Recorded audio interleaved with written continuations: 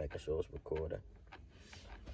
Alright, man, so as y'all can see by the title of this video, I'm about to talk about something kind of serious, you feel me? Something that I've been personally dealing with myself for, honestly, the past couple years.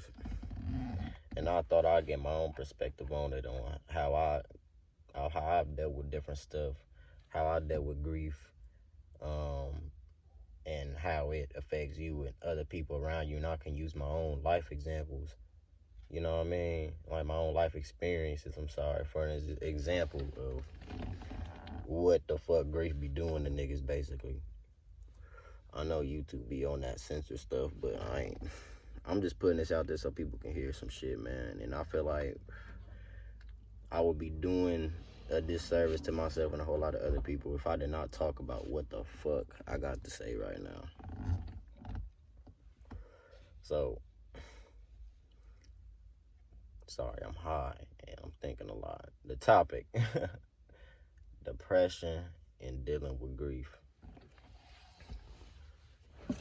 There's a lot of different types of grief and trauma and stuff like that. I'm not going to get all into them. Like I said, I'm making my own life stories, you feel me? I would have to say, partially,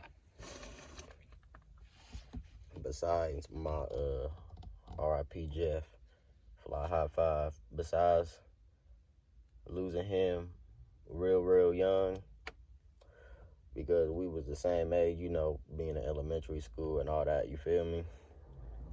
Besides that trauma when I was like 15, I lost my grandmother when I was 18. Yep, I just turned 18. Now, the reason I'm saying this is because I'm not asking for sympathy or none of that other shit. But I'm trying to show you the mind state that I was in that I didn't know that I was in during this time, bro. So, like I said, I lost my friend. I think it was 2013. I think it was 2013 when we lost Jeff. And like I said, I was 15, you feel me? I lost my grandmother when I was 18. But I'm about to go to college, you get what I'm saying? So you gotta think of my mindset at this time. I'm about to go to college basically by myself in a city I'm familiar with, but I'm not all the way familiar with. So I got a couple friends here, you feel me? But there's not a whole lot of people in this city that I'm moving to. And I'm moving to this new city right out of college a couple months after my grandma died. So I'm not really, I don't know what you would say, dealing with the trauma of losing my grandma at this time. Because the only trauma I really experienced is losing my friend at 15, and I ain't know how to process that shit. I just seen my nigga in the fucking casket, you feel me? And other stuff that went on, but I ain't gonna get into all that, but I didn't really process that the right way, because I was so young. It was my first real close loss like that. So like I said, my next loss was when I was 18, my grandmother. And I was very close to her because throughout my couple years in high school and shit, I was staying with my auntie. And she was in a nursing home, my grandmother. So me and my auntie, we would go up to this nursing home and feed her a couple times a day. You get what I mean? Just sing her songs and, you know what I mean, talk to her. She had dementia, so she wouldn't remember everything, but then with some precious moments that I honestly held, deep to my heart, for real. And I still think about it to this day, because it was just peaceful, man. You feel me? Like, yeah, I'm at a boring-ass nursing home on some real nigga shit, but I love my motherfucking grandmother, you feel me? So it was definitely good. That time with her was definitely well spent. I remember a lot of stuff from that, so I'm used to spending, seeing her basically every day. You get what I'm saying? With my auntie for like years straight in a row. You already know I got childhood memories with her and shit like that, but I was so young, you feel me? You just got the childhood memories, but when you get older, you start having them, you know what I mean? Start cherishing that shit.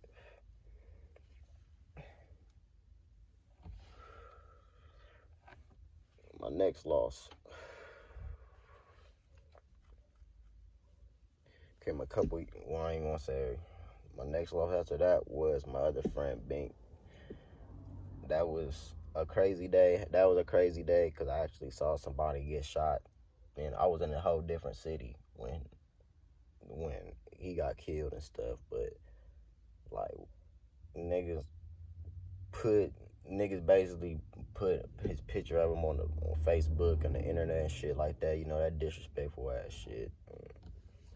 I wasn't really cool with that either.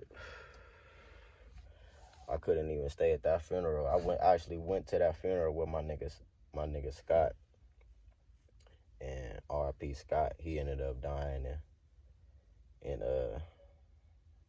2019, July 1st. I'm sorry, 2018, July 1st, and that was my boy. So I'm not really processing, I guess, this grief. You know what I mean? In between this time, like in between these events, like I said, from Jeff dying, I'm not processing it right. 2018, I'm sorry, when I'm 18, in 2015, when my grandma passed, I'm not processing it right. And honestly, I will tell you this, and I will say this on some real nigga shit. A lot of people was trying to help me when my grandmother passed, but I didn't know what the fuck I was really going through. I didn't know how bad I was in the head, bro. Like, I had a lot of stuff going on with school. I was trying to figure out life at the same time, and I was dating this girl, and her and her mom was honestly doing a lot for me, bro. Like, you know what I mean? Honestly, listening to me when I was fucked up, you know what I'm saying? Like, that's the type of people you low-key need in your corner. Motherfuckers who gonna do shit like that for you, you know what I mean? Like, these niggas that answer the phone middle of the night when they ain't had to, type shit. Damn it. Hold up, my bad. Like, yeah, but they'll answer the phone in the middle of the night when they ain't even have to. You get what I'm saying? Talk me down, pray for me, all that shit, bro. So, but I didn't understand really how messed up I was from. I'm like, damn, I'm in a new routine. I'm in a new city, and I just had a loss a few months ago when I go to college. You feel me? So that was a lot for, I guess, the girl that I was dating to have to handle with me. You get what I'm saying? Because I was stressing a lot. I'm trying to figure out, you know, I'm trying to move out and all this other stuff, and while I'm in school. So it was a lot going on. And I'm not really dealing with the stress the right way. I ain't really start smoking weed during this time when my grandma died because I wanted to just deal with it how I've been dealing with it. You know what I mean? Basically just listen to music, doing music, stuff like that. I was suppressing a lot of my feelings. Had a friend up there, I ain't gonna say his name. Had a friend up there that I kick it with all the time in the city I was going to college with. And like I said, it's the same few months after my grandma passed, a little bit after my boy passed. And I'm basically getting high with this nigga off cough syrup, you feel me? Lean, fake lean, real lean, all types of shit. You get what I'm saying? And I found myself really stuck in a fucking cycle, bro. I really found myself stuck in a cycle, but I didn't like really realize that shit until like a few months later, and I understood that I had to make some changes, but the changes that need to be done within myself could not be made in a few months. You get what I'm saying? So I had to really dig in deep, and I had to look at myself in the mirror and ask myself, what do I want, and how am I really gonna deal with this shit? Now, I know to a lot of people that have more losses than that. I'm not even done or whatever, but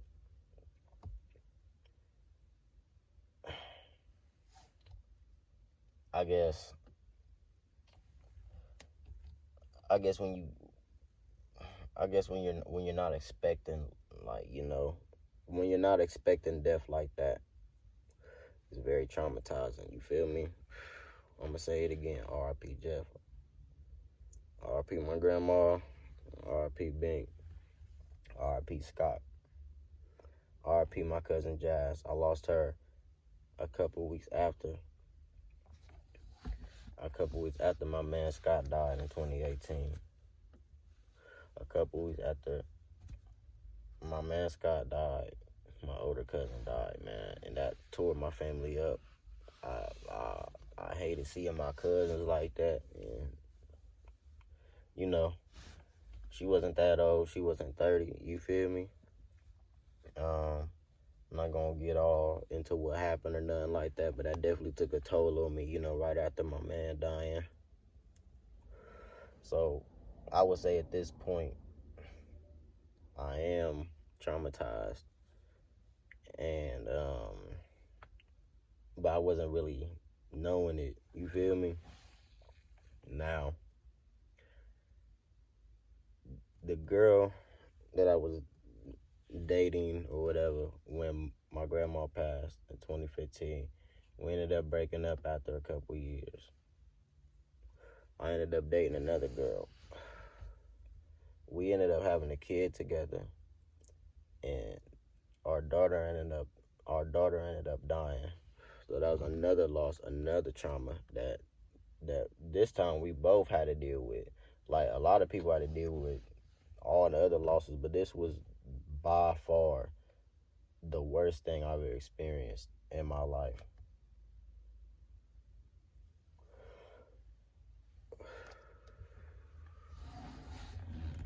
It was, you learn a lot about family dynamics when shit like that happen. You learn a lot about who really there, and you learn a lot about yourself, and you learn a lot about what to expect or what not to expect, because you know that anything can happen basically any day.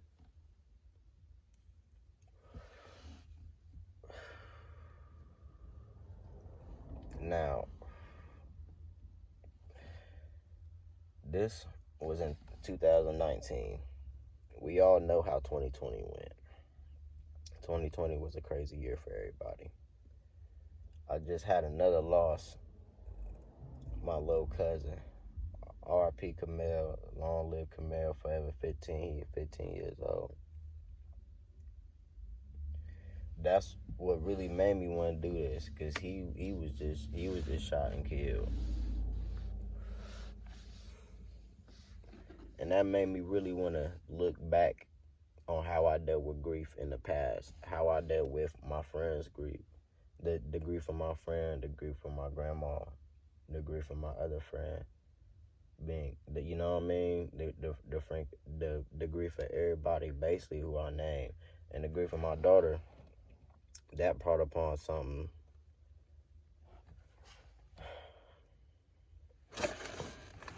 Sorry.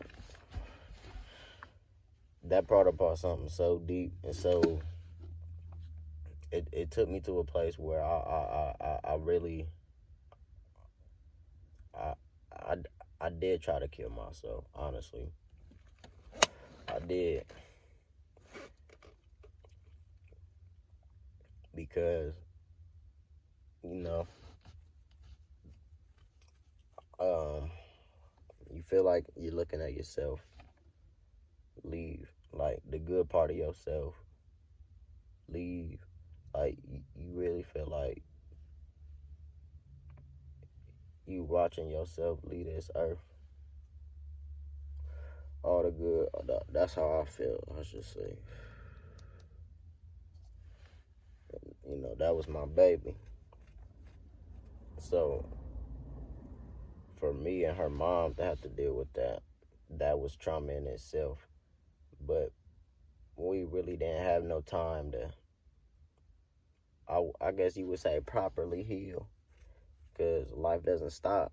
And like I said, 2020 came right after that, and that was a whole different year in itself. You know what I'm saying? Everything about 2020 was crazy. And I got really seclusive. Like, I stopped talking to a lot of my friends. I had to apologize. To my family, because I wasn't, I guess it's what you would expect, but I felt like the people who were trying to be there for me when I felt like the whole world was against me, I was pushing them away when I really didn't have to. And that's something that I kind of regret, because I went through, after my daughter died, I went through almost a whole year of like just being down, like extremely down. I just felt like nothing was gone, man. Felt like there was almost no reason to me living, almost. Like that's how crazy stuff was. And it was so hard for us to get her here. We had so many complications with her pregnancy and a whole bunch of other stuff. So it was a blessing for my daughter to be here. And I don't think I mentioned this, but my daughter had the same birthday as my grandmother too. So when she was born, it was like, oh my goodness, like I was, it was like it's meant to be. But I do cherish the time that I had with her. I definitely cherish them months. My bad. I'm trying not to, get emotional and shit. But I'm trying to talk about the stages of grief, and I've been through a lot of trauma myself, and you go through different phases. Like there was a phase when my grandma died, like I said, when I felt very suicidal. I felt like the whole world was collapsing because of everything else that was going on. So that was stressing out other people around me. Sometimes grief does that, you know what I mean? Like not just, you know, whoever your significant other is, but your family and whoever else cares about you, it affects them too. It affects your cousins, the people that look up to you, the people that have expectations of you, who care and love about you, when you're not feeling yourself. That's why it's important to really talk about it and find help.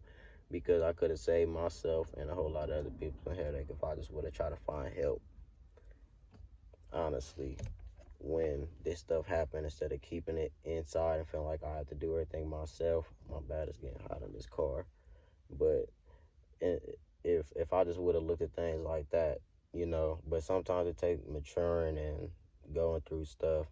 And everybody that I feel like a lot of people left me during a lot of hard times in my life, and nobody's entitled to stay. But if your family is supposed to be there. But you know but I also feel like if you're going to be there for somebody and you're doing everything that you can to help them, when they're going through stuff, you should be there for them. And if they don't want any help, or if they're not making any progress, then you're doing everything you can. You shouldn't waste any more energy on that person.